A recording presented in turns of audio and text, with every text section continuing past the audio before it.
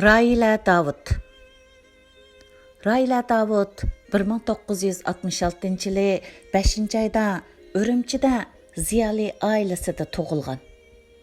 1983 yılı 9 aydan 1987 yılı 7 aygacha Şinjan Universitetining Adabiyat fakültetida to'liq kursda o'qigan. 1987 yılı 9 aydan 1990 yılı 7 aygacha Şinjan Universiteti Adabiyat fakültetida xalq ig'iz adabiyoti kasbi bo'yicha aspirantlikda o'qigan. 1990 yılı 7 ayda Şinjan Universitetida az sonliq millatlar xalq adabiyoti bo'yicha magistrlik unvoniga erishgan va universitetga o'qituvchilikka elib qilingan. 1994 yılı 9 aydan 1995 yılı 7 aygacha Beijing Pedagogika Universitetida bilim oshirgan. 1995 yılı 9 aydan 1998 yılı 7 aygacha Beijing Pedagogika Universitetida folklor kasbi bo'yicha doktor aspirantlikda o'qigan va Uyg'urlarning mazar madaniyati ustida tadqiqot nomliq doktorlik dissertatsiyasini muvaffaqiyatli tamomlab, doktorlik unvoniga erishgan. Rahile Dawut doktorlik unvoniga erishgandan keyinmi davomli o'rganishni, o'zini takomillashtirishni to'xtatib qo'ymagan. 1999 yılı Şinjan Universitetidagi Paris va Chog'tay tili tez tarbiyalash kursida 6 ay o'qigan. 1999 yılı dotsentlik kasbi unvoniga erishgan. 2002 yılı folklor ilmi bo'yicha magistr aspirant yetakchisi salohiyatiga erishgan. 2003 yılı Beijing Til va Madaniyat Universitetida 6 ay inglizcha tez yetishtirish sinfida o'qib, ingliz tili asosini mustahkamlagan.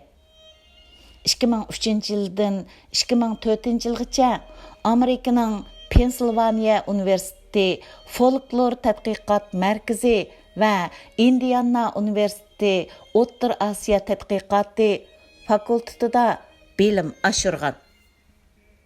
Professor doktor Rahile Dawut Uyg'urlarning an'anaviy madaniyati, mazar va folklor sohasida xalqaro ko'zga ko'ringan Uyg'ur tadqiqotchilarning biri bo'lib, u bu sohada nurg'un tadqiqot, doklad, maqola va asarlarni yozgan. Uning Mazar tadqiqoti nomli asri Uyg'urlardagi mazarlarga doir nopozliq asarlarning biri hisoblanadi. Rahile Dawut Uyg'ur folklor sohasidagi nopozliq tadqiqotchi bo'lish sifati bilan ko'plagan tadqiqot temalarga yetakchilik qilgan. Ko'plagan ilmiy jurnallarda Uyg'urcha, Xitoycha, inglizcha va turkcha tillarda ilmiy maqolalarni e'lon qilgan.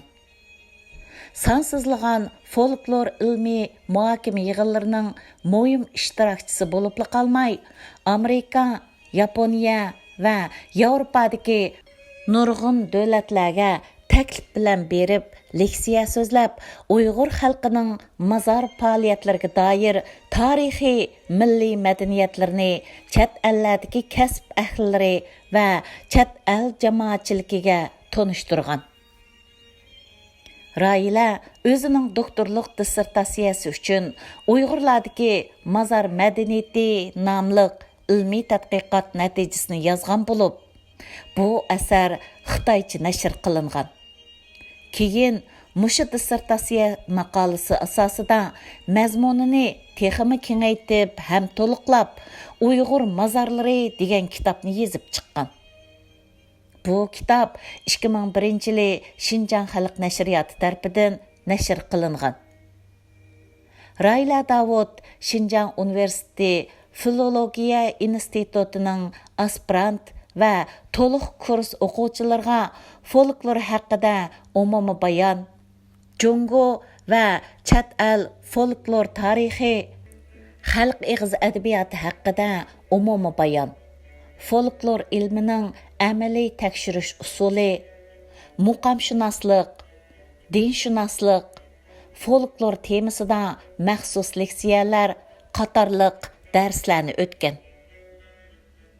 Rahile Dawut 2000 yildan hozirgacha Uyg'ur an'anaviy madaniyatini saqlash, davomlashtirish va sijil taraqqiy qildirish, Uyg'ur g'ayri-moddiy madaniyat meroslarini qo'g'dash masalasi ustida tadqiqot, xalq dastonlarini qo'g'dashning konkret chora-tadbirlar ustida tadqiqot, Şinjan Universiteti tadqiqot turlaridan Uyg'ur xalq muqam mashrablar ustida tadqiqot, Uyg'urlarning mazar madaniyati ustida izdinish qatorliq tadqiqot turlarini mas'ul bo'lib tamomlagan. Buningdan boshqa xalqarалық tadqiqot turlaridan turkiy tilliq xalqlar dastonlarini to'plash, ratlash va nashr qilish qatorliq tadqiqot temalarga qatnashgan. Uning hozirgacha Xitoy yezigida Uyg'ur mazarlari ustida tadqiqot, Uyg'ur yezigida Uyg'ur mazarlari, dunyo millatlari, ya'ni birlashib ishlagan qatorliq kitoblari nashr qilingan. Davlat ichi va sirtidagi nopozliq ژورنالlarda 20 dan ortiq maqolasi e'lon qilingan. Uyg'ur folklor tadqiqot sohasidagi ko'zga ko'ringan kasb ahli professor doktor Rahile Dawut 2017 yil oxirida Beyjingga yig'inga menish jarayonida iz deraksiz g'oyib bo'lgan. Chet eldagi tuqqanlari Rahile Dawutning g'oyib bo'lganligini 8 oydan keyin dunyo jamoatchiligiga oshkorlashni qaror qilgan. Rahile Dawutning tutqun qilinganligi oshkorlangandan boshlab ta hozirgacha Xitoy hukumati tarafidan uningga oid hech qanday uchur e'lon qilinmadi. Rahile Dawutning tutqun qilinishi chet eldagi Uyg'ur jamoatchiligi, shundaqla chet ellik Uyg'urshunoslar, filologiya tadqiqotchilari orasida ma'lum darajada g'ulg'ul qo'zg'agan. Uning chet ellik kasbdoshlari va yaqin yo'riqlari Rahile Dawutning qo'yib berilishi uchun ko'p qitimlab shaxsiy bayonotlarni e'lon qilgan. Ba'zi chet ellik tadqiqotchilar Rahile Dawutning bosh suratini Twitter sahifasining rasmi qilib tangshib olgan bo'lib, bu orqali Rahile Dawutga bo'lgan ig'dorchiligini va Uyg'urlarga bo'lgan hissdoshligini ifodalagan. Biz Rahile Dawutga o'xshash Uyg'ur sarxillari, shundaqla millionlagan Uyg'ur xalqining taqdiridan jiddiy andisha ichidamiz va ular uchun qiladigan kurashlarimizni to'xtatib qo'ymaymiz. Bu yozmani Uyg'urlar tor ژورنىلى تەھرىراتı tayyorladi. Mەnbə Uyg'urlar tor ژورنىلىنىڭ 7 sanidan ئېلىندى.